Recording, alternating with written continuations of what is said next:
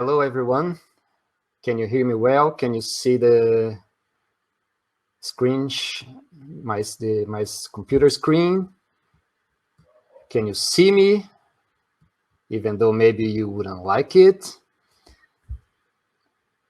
All right. Thank you for coming, guys. We have many people here. I'm glad to see you again, even if virtually there are a lot of people here who I have met in person. This is actually I believe it's my first TMS event since 2019, because you know why.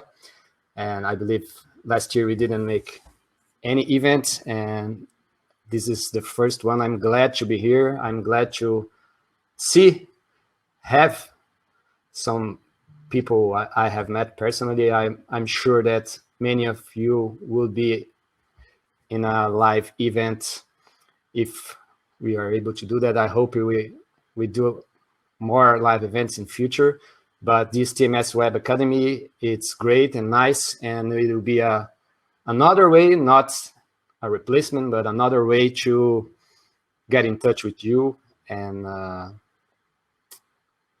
interact. And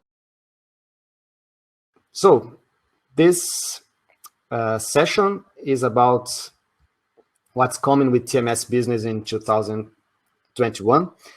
I'm not sure if all of you have seen the blog post. We have recently posted a new article in TMS blog mentioning many features and products and what we are cooking for products and features for TMS business, the TMS business ecosystem. And that's what we are going to show it here. Again, I'm happy to be here. I'm glad to see so many people. Olaf, Thomas, and Mark, Renato, sorry, TMS team, thank you for coming here. Members of TMS, Bradley, Tunde, Roman, Bruno. We are always very busy trying to do all we can for our customers, and thank you for spending your time here. So,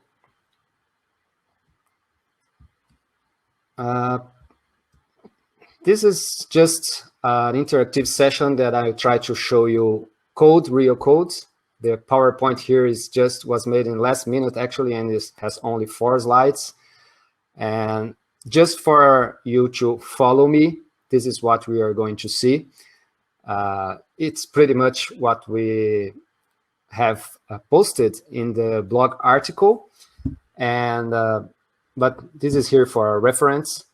So we have Graphql for Delphi coming. We have BPM workflow server coming, TMS auth, which is a framework for authorization and authentication and user management, and lots of other features, which are not full products, but full libraries, but features that are major features coming, especially for TMS Aurelius and TMS X data. And we'll see it here in details and in a different way from the blog. So to start with, let's talk about GraphQL. First question here, is there anyone who doesn't know what GraphQL is? You can say, no, I don't, or any negative mention in the chat.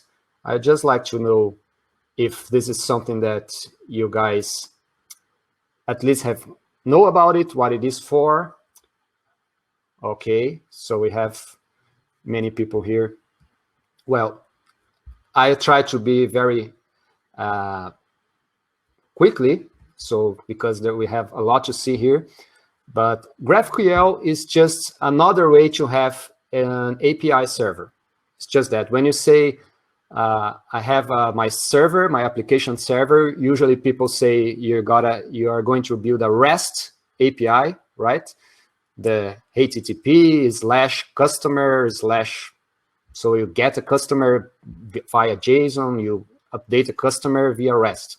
GraphQL is just a different way to build an API server. It's a standard from Facebook, I believe. I'm not sure if it's still on Facebook hands, but I believe it started with Facebook. And it's a standard that have built an ecosystem around it. And the difference is just the way you ask data for the server and you receive data for the server. I'll show it in a minute. And why GraphQL? Well, because there are some limitations in REST. I have posted an article in my personal blog, landgraph.dev. If you have time, you can go now or bookmark for later. There is a blog post about GraphQL in my personal blog, landgraph.dev, that I'm talk about GraphQL in more details, and I even do a comparison of GraphQL and REST APIs, including Xdata. So GraphQL has some improvements over REST, which Xdata also solves. And there is an ecosystem around it. So if you, for example, if you're going to create mobile applications without Delphi or web applications, or you can, if you have a GraphQL server, you can benefit from that ecosystem, libraries and things like that. So I'm going to run this GraphQL server here, which is Delphi application using our library. It has, let me open the source code here for you to see. Please let me know if there is something wrong with the transmission, with the audio or the screen. Sorry, no COVID. And here is the server container here. So GraphQL, when you build your REST, your server GraphQL, you more or less do something similar to the REST. You create methods, so to speak, in your server. In this example here, I have created the hello world, of course. And here we have a specification of the server, all right? This selected this here is what my server provides to clients. So my server provides a method called hello, which receives a parameter name. So this is, with the time we have, this is pretty much it. So you are going to specify your server in a standard way, in the GraphQL standard way, to say, I have this object in my server, I have these methods, I have customer type, I have invoice type, and I create a method, create invoice, delete invoice, and things like that. And you specify this in this schema that we say. And then with our library, you can build a schema and create a GraphQL server for that. And then from that schema, you implement the code that is going to respond to every method of that schema. So for example, I have defined a hello method, which receives a name parameter. And here is the implementation, which is I'm returning some value based on the name argument that was passed to the server from the client, based on the specification. So this is the basic one. Of course, when you release it, after in further versions, we'll have integration with Aurelius, integration with the model. Probably or most likely, you have the option to have all these methods integrated with Aurelius entities or even Xdata interfaces, if you know about Xdata, if you have used Xdata. So let's run it here. And as an example of the GraphQL ecosystem, this server here is running, and it has the option to launch the GraphQL Playground, which is, for example, a JavaScript library that acts as a front end, a web front end to the server. This, for example, this interface you are seeing here is not from us, and it's not even from GraphQL itself. So we have our server GraphQL running, and we launched the Playground, which is an open source JavaScript framework. But this is an example that if my server is GraphQL, I can use this, for example. And this Playground offers, for example, code completion. here I'm going to build a query in the GraphQL syntax, all right? This is the syntax we have, and you can note that we have code completion here. This is, again, available because our server is in GraphQL standard, and because of that, this web interface can extract that from that standard, the methods, the types, the methods, the parameters that my server has and provides, so I can build queries on my server using a nice user interface here. So I have these methods available. So for example, I use the method hello, and if I open parentheses here, it says that, okay, hello method requires a name parameter of type string, and that exclamation point means a not null string. So if I type something here,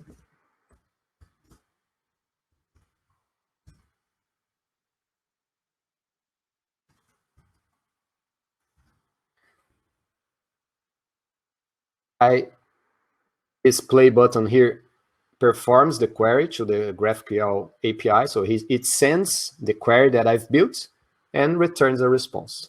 All right, so here's my implementation. The response is hello TMS. So I can build a lot of methods here. I can ask for the data that I want. I can, for example, if the hello, in this case, hello method here is returning a string, but it could be returned an object. So for example, a customer object or a list of objects.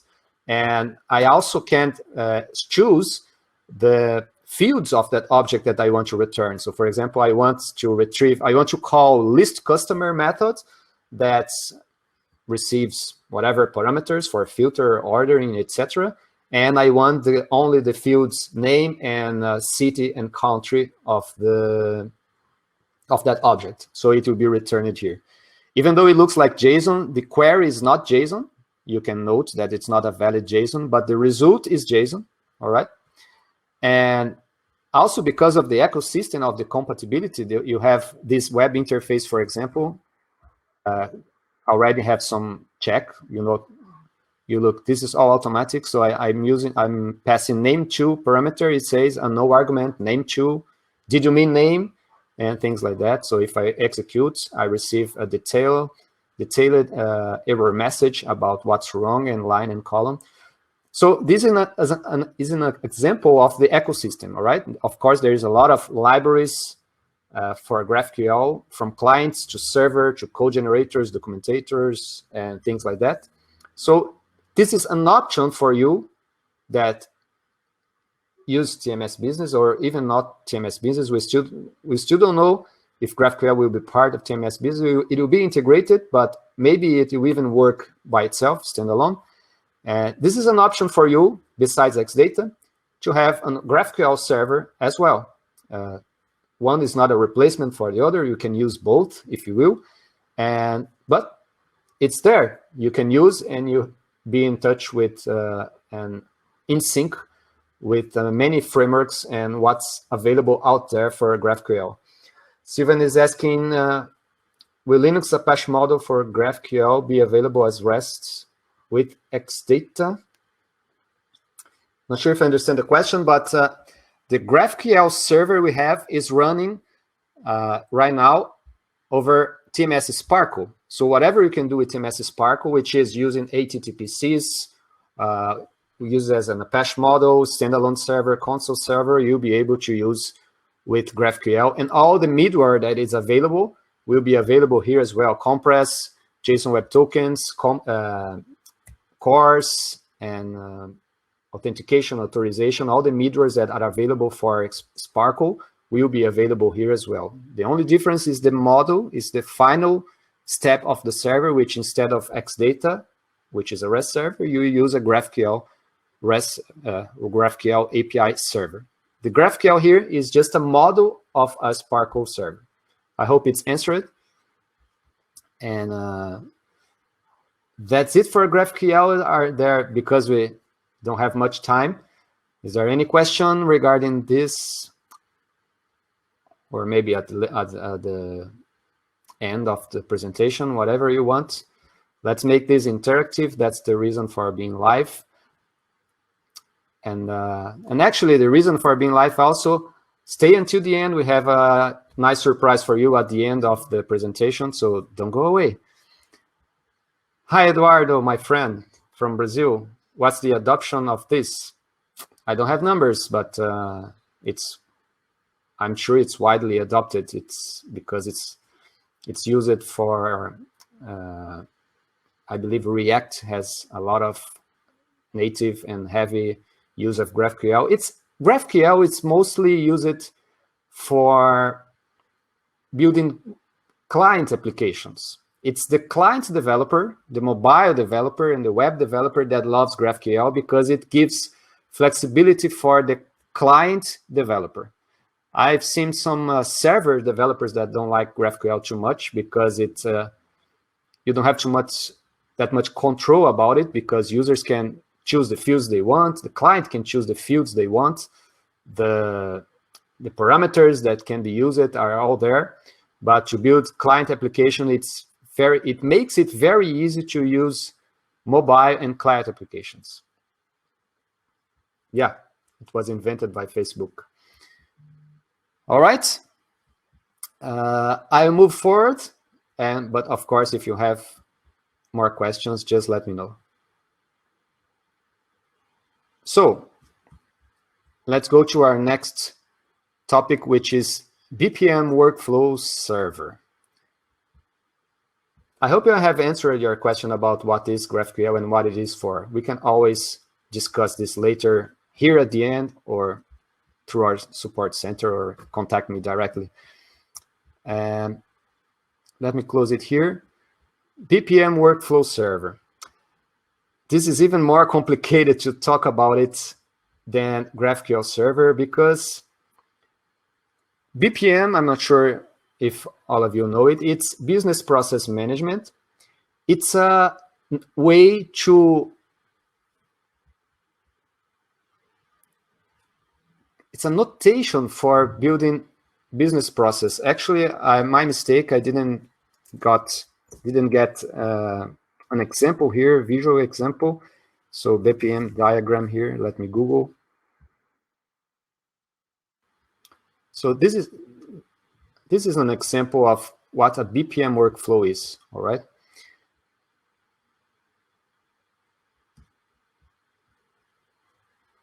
You have blocks, you build a process, you define a process, you specify a process visually, but actually not exactly visually. This is just a visual representation of a business process, all right?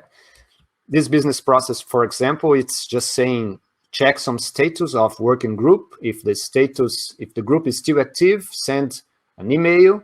If not, end the workflow. So you can build, in your software, you have process. Any medium or big size software has process. If your customer, let's talk about normal popular process, your customer asks for an invoice, for example, this starts a process in the company. I mean, what happens when I receive an invoice request? Maybe I just sit down and write a Word document and send it to the customer, or maybe if I'm a bigger company, I have to send this to the responsible department, and this invoice has to be created by 2 or 3 people, and they have to be approved by someone. So you build your workflow about it, and you can have several workflows. You can have definitions. You can specify what happens when I receive an invoice, what happens when a customer buys a product from me, what happens if a customer asks for a cancellation, what happens when I receive a support request. You can have several workflows, processes in your company. And if you build a software for a customer or for you, this process, with this framework we are building, this process can be defined in software and can be executed, helping you to orchestrate these processes in your software. We have a product that does this already, which is TMS Workflow Studio. But TMS Workflow Studio is, I believe, 13 years old. It was built in a time where we didn't even have Aurelius and Xdata. So we didn't have even our frameworks for REST server and ORM. I believe even that REST and this API and multi-tier applications was not that popular. So it was focused on VCL applications, on client-server applications. And this is a total revamp of TMS Workflow Studio built from scratch. So if you are a TMS Workflow Studio customer, this will be amazing. And if you don't, this will be amazing. Let me try to also explain. This is the hardest one for me to explain the concept. There is a demo here, Octopus Hello. All right, Stephanie, I will see your comment soon. I will comment on your comment very soon. Let me run this. Let me run this program first, and then we can see the source code.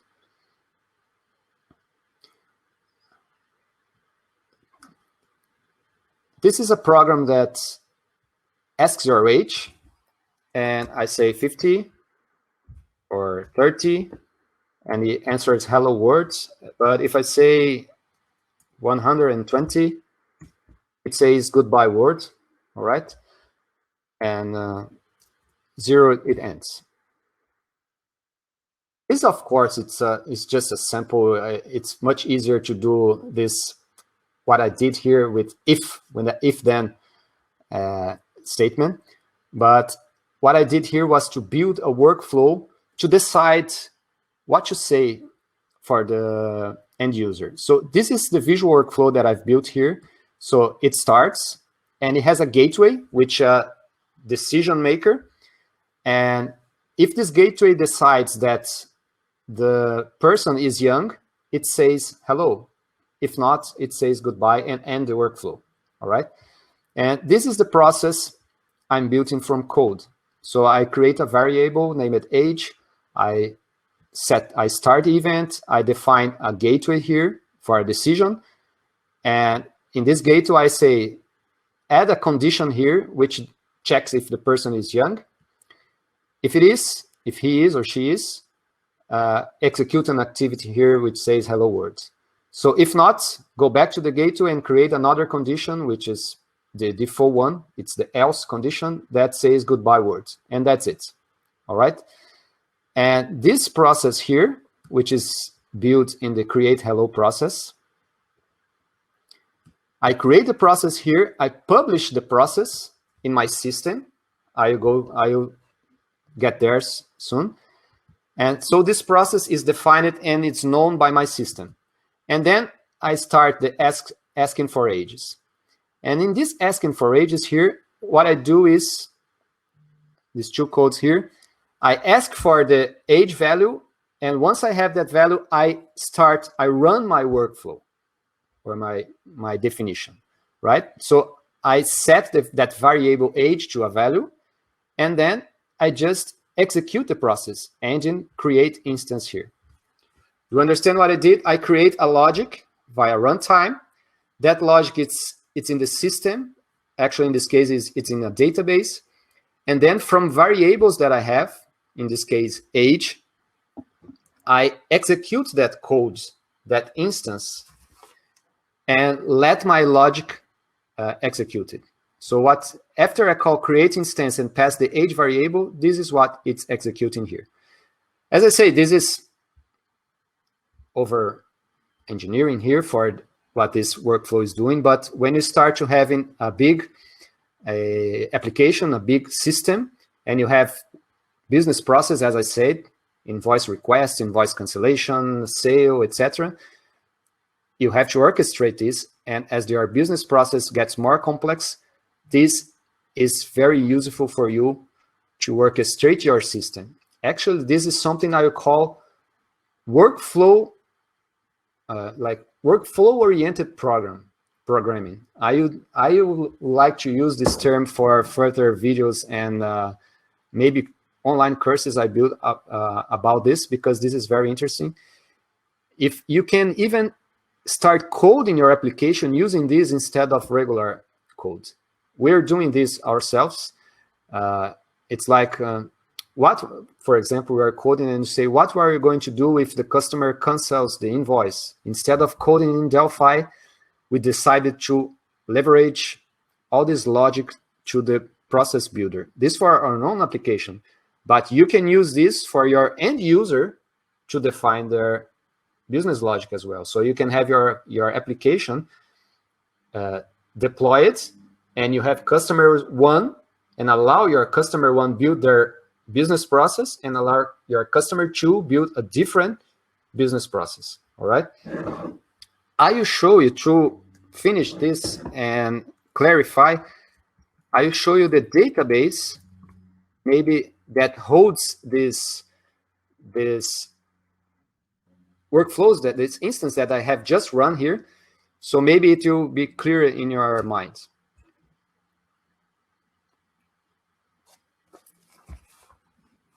In this case, this simple program is saving things in SQLite database, and it uses these 4 tables here. So this proc definition here is the definition that I've built, the one that the business process that asks for, decides if a person is young or not, and says hello or goodbye. The process is saved here. You can see that it's you mostly likely can see this is a JSON with the information about the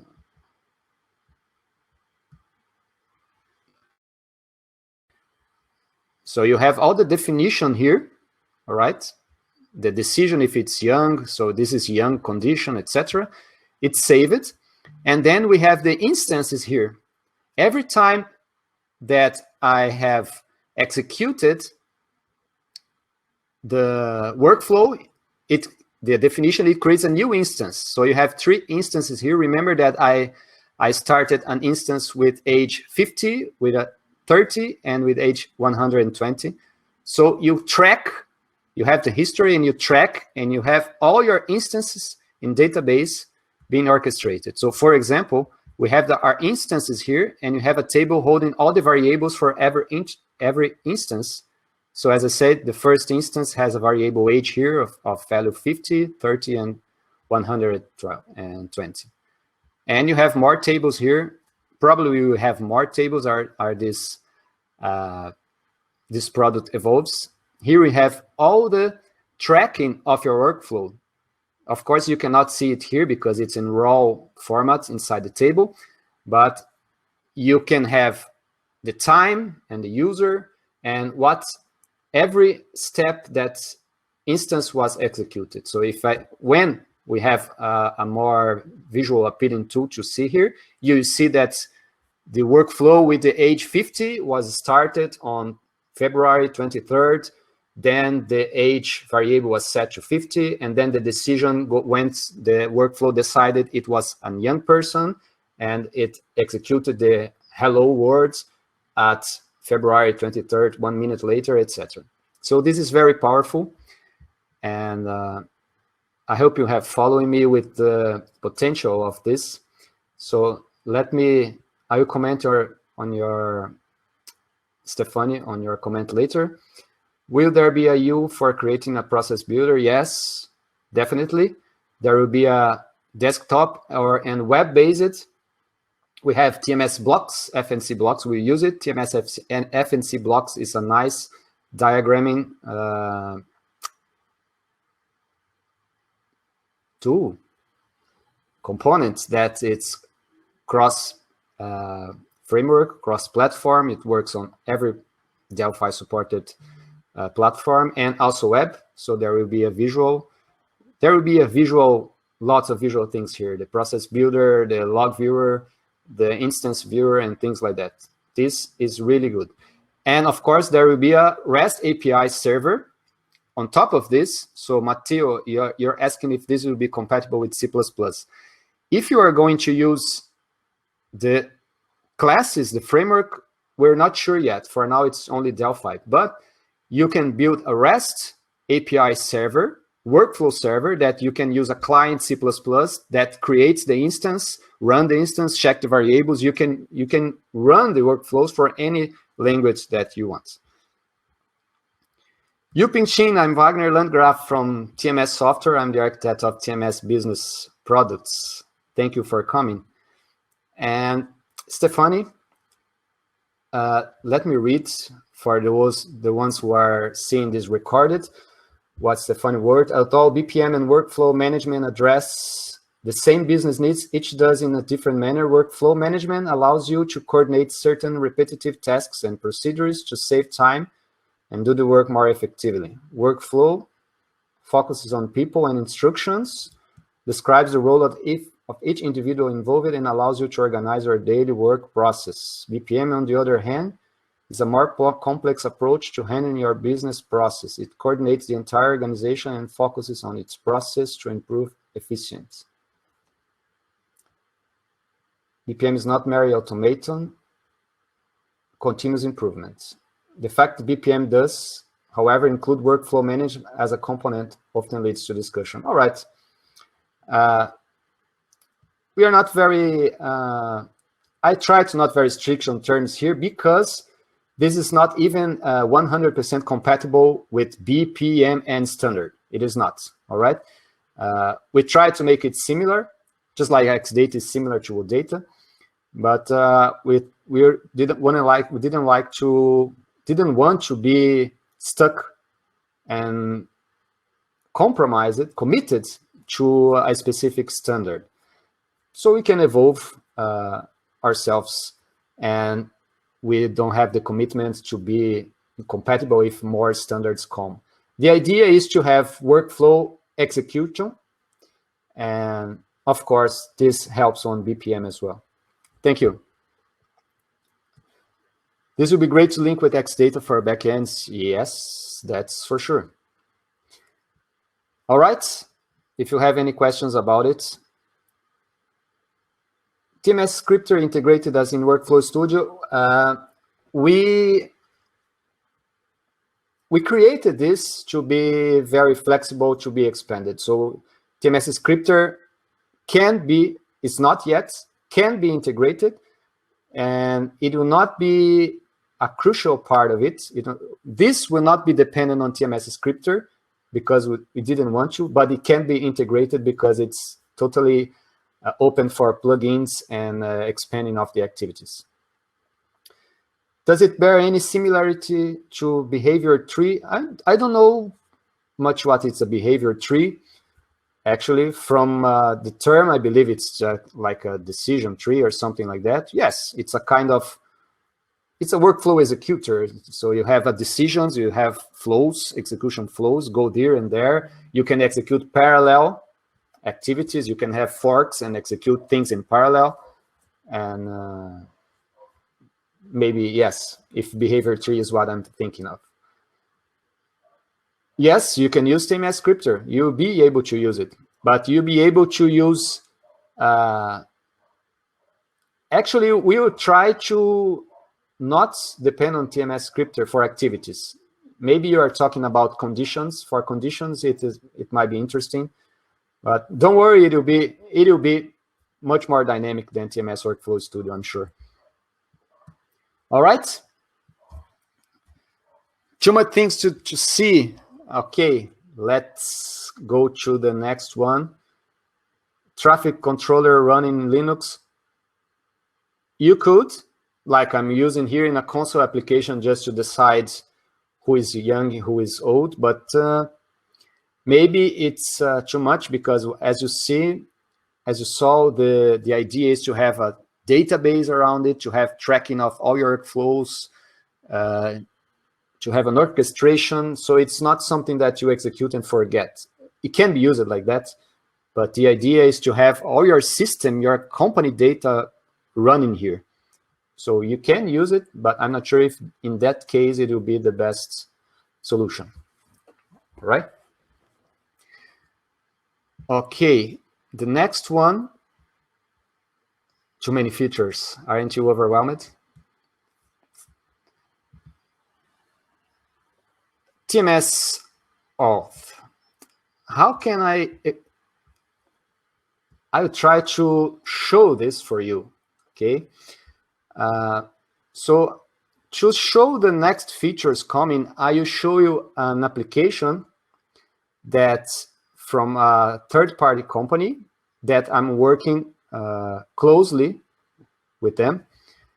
That's why it's evolved. That's why many things actually were developed in partnership with this for this new product. So I'm personally involved in this product, but it's a very interesting one. It's this project here.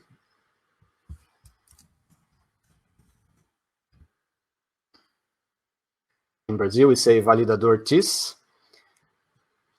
And this, all the front end and back end of the system was done with TMS BIZ and TMS Webcore for the web integration. And this is a software as a service, okay? A regular software as a service. It doesn't matter much what the software does. It's for the health system, but it has, it requires a lot of things that a software as a server needs, like user registration, login, authorization, and several other things. And this software uses a lot of new features coming, which are under development. So that's why I'm giving you context, because I'm going to show the source code of this program to show the new features. And one of the things that this software does is, of course, an authorization server for customers to log in the system. And this was done using TMS auth. Let me try to run the Swagger, which I have showed in the blog post. I haven't tried this, and I hope it works. Okay.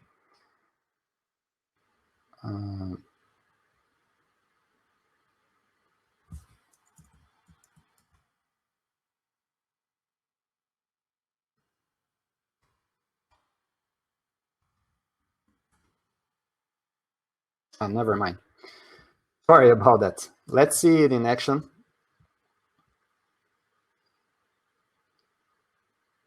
So this is a login system. The front end is using Webcore, and it has all the flow or the workflow that for user management. So I will try to log in here. If I cannot log in, it gives me an option to register now, write in my email and password, confirmation, etc. So I can create an account. If I forgot my password, I can type my email and ask for a password reset. Or of course I can log in. It already does, for example, if I try to register here, I don't remember anymore the emails that I have registered here. Let me try this one. Create account. Sorry, it's in Portuguese, but I try to. So create account. It sends me a verification code that I can use to confirm my email.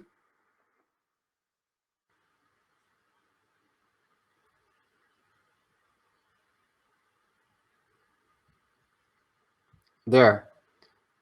Confirm this email address. The verification code is 899034. So the email was confirmed, and I can now log in the system. You have incorrect password. You have 4 more tries before your account is blocked.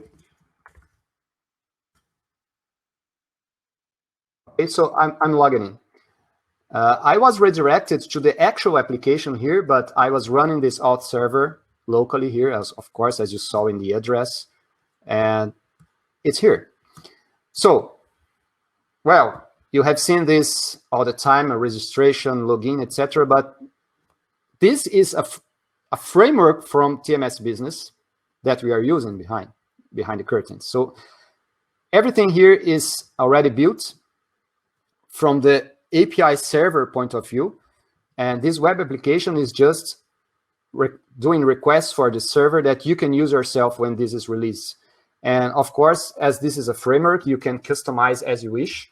You can, for example, say in this system here, we say that our identification, our identifier for a user is via email, but you can use phone number or username, if you will.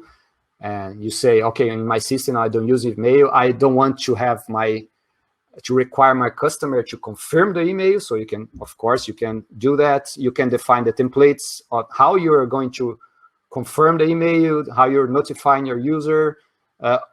This is a framework. All the rules are you can define in the back in the framework. Let me try to get some source code here that can clarify and illustrate. I'm not sure what's the best one. Well, first, again, this auth API is just an Xdata model here.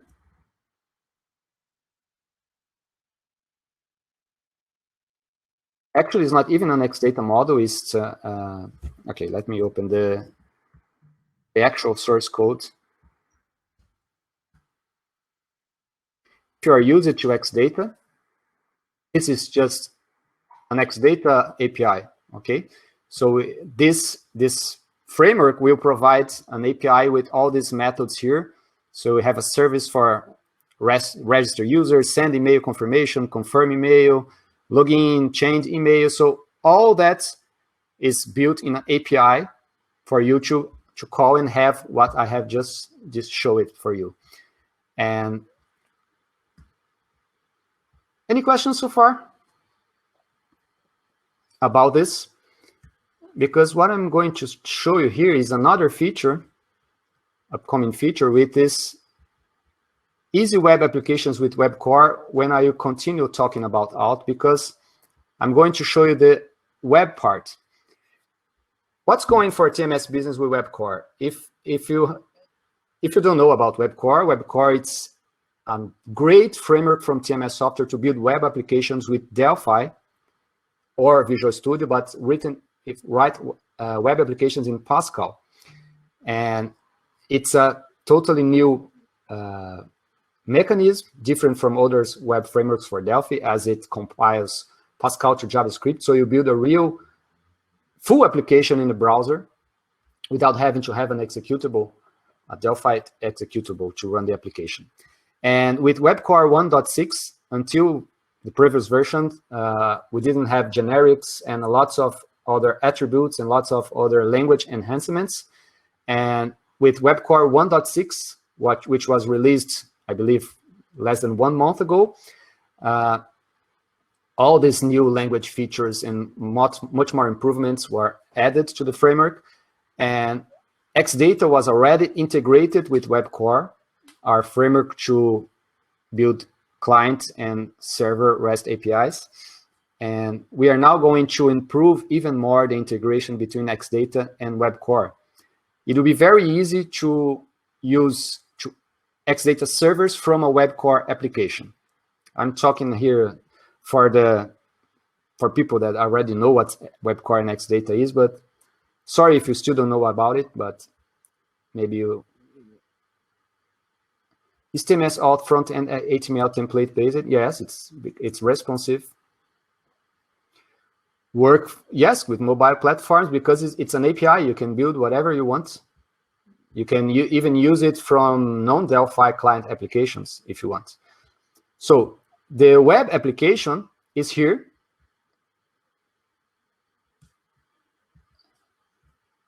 This one, all right? This is a Webcore application that register now, ask for a confirmation code, etc. And this is the project for it. So we have several forms here: form reset, form login, form whatever. And as an example, let me open the form login form.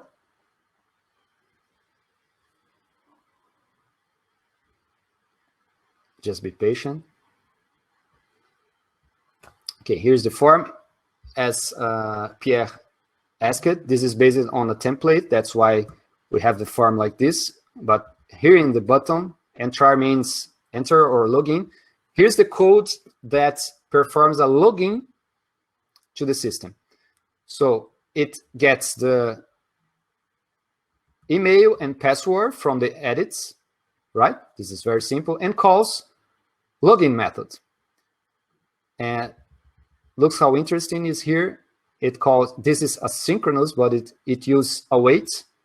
So it just calls the login asynchronously, uses async await to wait for the result asynchronously, and call login success to check the results. And here in the login, what it does is just this. It creates some object to pass as a parameter for, just a minute here. It creates an object for a parameter to send this data to the server. And we say, okay, the user going to log in uses the email, which is what's passed here, user email, and just call raw invoke async auth login service.login, passing the user and password. Okay, that's it. It will, of course, invoke this method server side, auth login service.login, which we have already built for you. So in your web application or mobile application, that's all you have to do for the login. Just say, oh, not here, sorry, here. Just say that if you are going to log in via email or username, whatever you have configured your TMS auth, and call the method and pass it asynchronously. This is like a start of the web integration. So now you can call Xdata methods. They are all built. They will be all built to be called asynchronously using await, which would make it very easy to work with Webcore applications. And that's it. Call login, get the response, see if the login was successful or not, and perform the show error message to the customer, or save the login result, which is a token, and use it for further requests.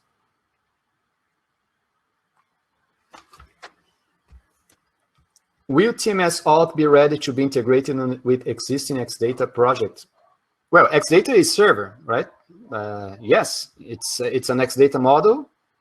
What you saw here is more or less what you need to create a server and call a login method, for example. So TMS auth. I believe you're talking about authorization. Maybe I'll get there, Ghazali. Hi, Ghazali. Nice to see you here.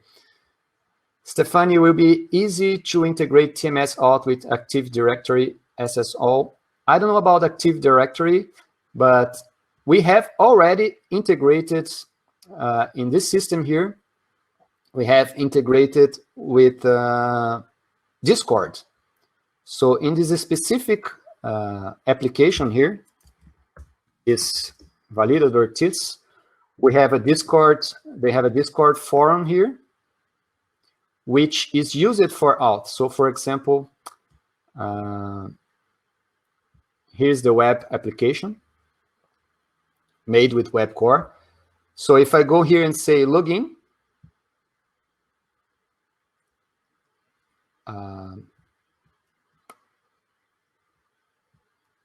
I believe I have to log into the forum before. Just give me a minute. Let me try it here without spending too much time.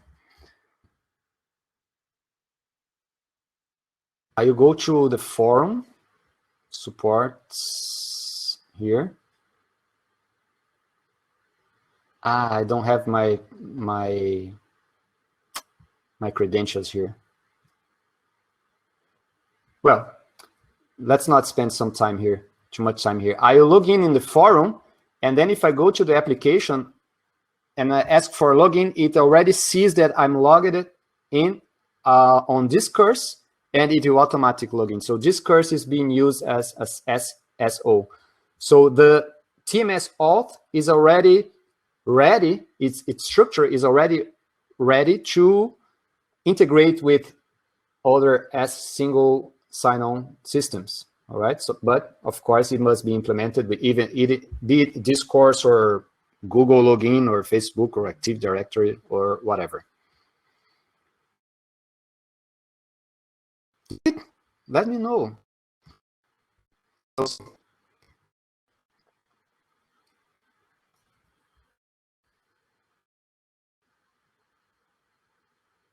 I'll try at the end of the presentation, if you stay with me. This is an example with Discourse. I just have to find my email and password. Wilfred, is the send email functionality part of auth or had other dependencies? Will that be usable in a generic way from Xdata as a middleware, sending a PDF report? Okay, thank you. The TMS auth provides events for you to as opportunities to send that email. The email sending is up to you. In this case, in this example, we are using SendGrid, but you can use SMTP Indy or Amazon SES. Maybe we can provide later some,